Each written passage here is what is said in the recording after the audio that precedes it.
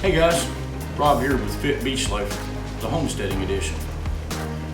Today we had a lot of projects we needed to get done. A lot of fence needed to be set. I still need to get the roof torn off the greenhouse, start the garden shed, but Mother Nature didn't cooperate. We nearly drowned last night. I'll bet you we had 4 or 5 inches of rain between 2 o'clock this morning and 10 o'clock this morning. It just poured rain. So the outside projects got put on hold, and we're kind of switching gears here. Tracey decided to make some blackberry jelly with last year's blackberries that she had frozen. So we're going to kind of take you step through step on how to make homemade blackberry jelly and get it into canning jars and safely can it.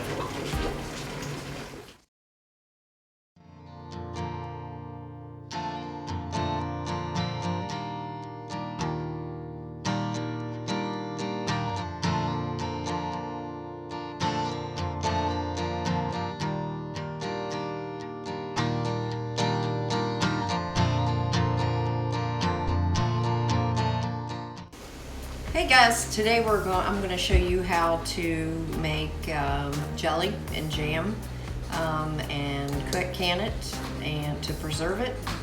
I'm using last year's blackberries that I picked locally out my own field. I'm cheating a little bit and I used the blender to crush up the berries because it was too much work to actually use a potato masher.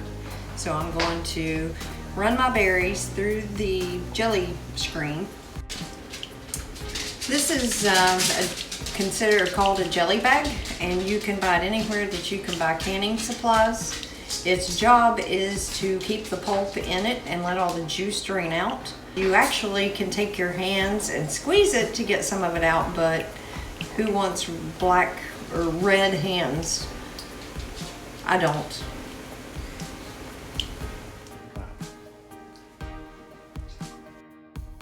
This is very slow, very slow and very cold. Get all the juice out of this berry pulp. The old way? The old way. Why don't you use the Roma mill? I forgot we had one. Always use it for tomatoes, but we can put the berry screen in it and get all the juice we want. Yes, you're right.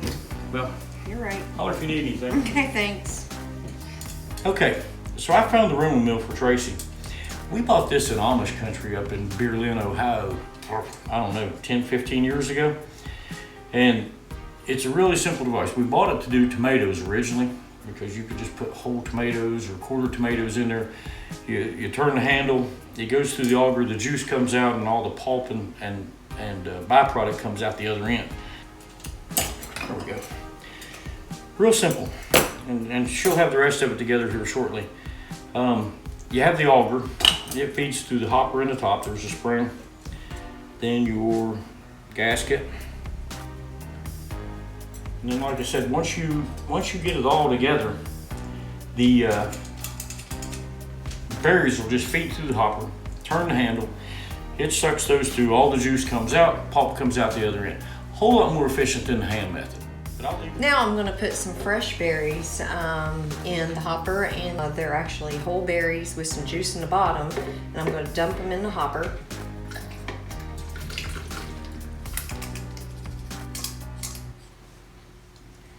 And crank the handle. That's a bunch of juice.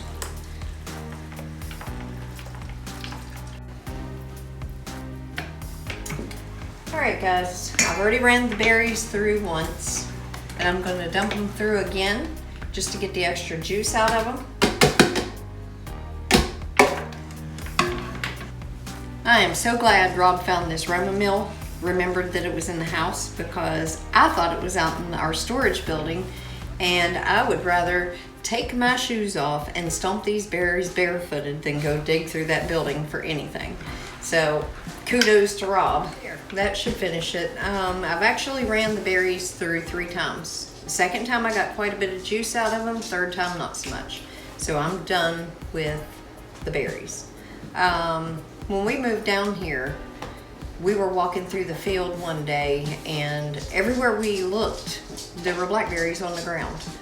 In West Virginia, they grow on big bushes like rose bushes, and you can pick them by the gallon.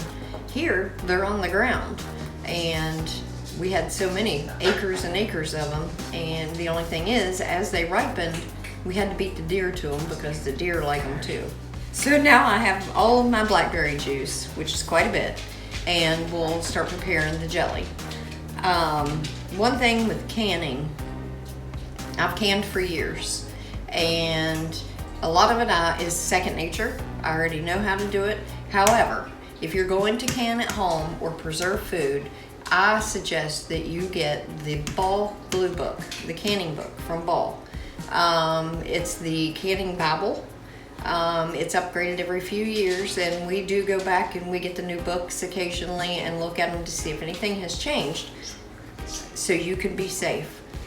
Follow step by step in everything that's in there, and your food should be good.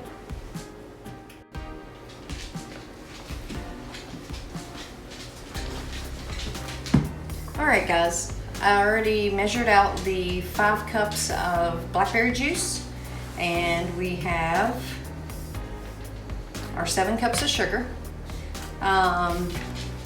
Next, what we're going to do is heat the blackberry juice, and we're going to add the Sure Gel pectin. Pectin is what makes your jelly and your jams gelled. Without it, you won't have jelly. I'm going to put the juice in a large sock pan.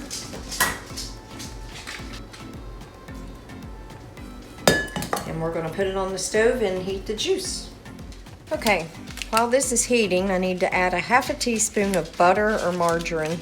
That allows it to not boil over. Okay, now we're going to add the pectin.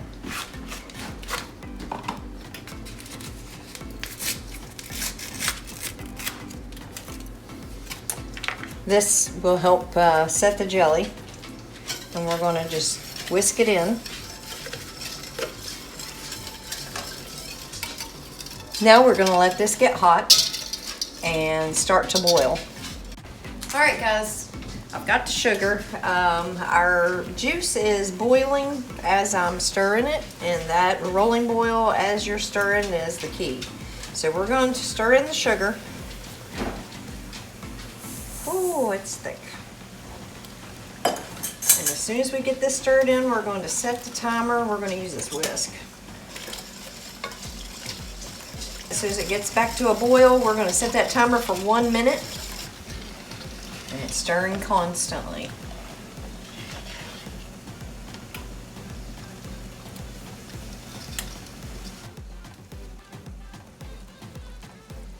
All right, Rob, go ahead and hit the timer for 1 minute exactly. I gotcha. Now I have already sterilized my jars in a water bath canner, and this is also what we will be putting the jelly jars in to can them. Jelly takes 5 minutes, jam takes 10 minutes in a water bath canner. If you notice the lack of foam on top of this, the butter that we added earlier keeps that foam to a minimum. If not, if you don't put the butter in there, the whole pan would be almost overflowing with bubbles, and it ruins your jelly. There we go. Time's up. So we have our half-pint jars, and we've got our funnel. So we're going to fill this jar to a 1/4 inch headspace, which is a 1/4 inch from the top of the jar. Now we have to get another jar, and we'll set our funnel in it, and we have to wipe the top of the jar to ensure nothing's on it and the threads.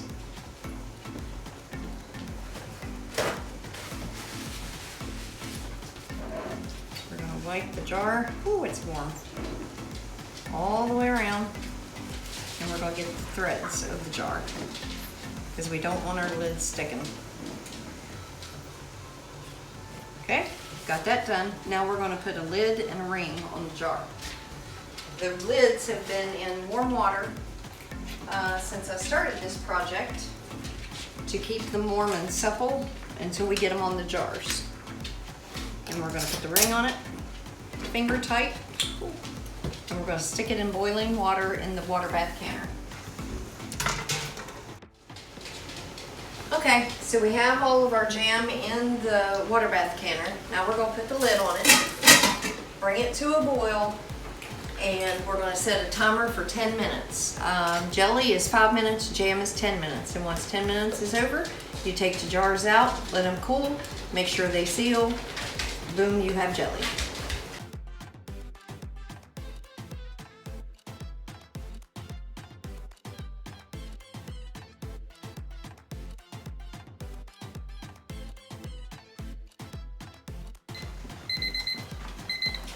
Okay, so now our timer has gone off. It's time to take the jars out.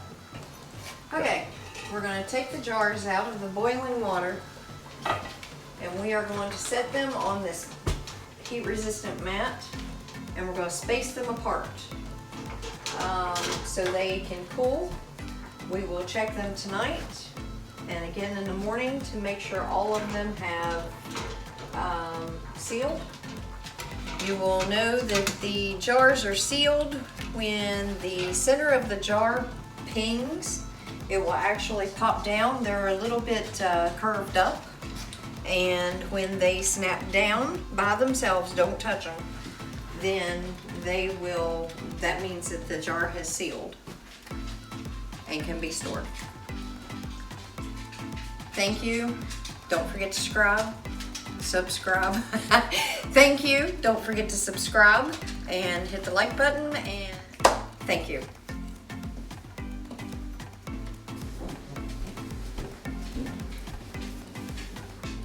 Okay, great.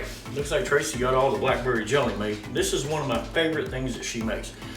She started making this years ago when we were on the farms in West Virginia. And after I tasted this jelly, there's really nothing store-bought that I eat.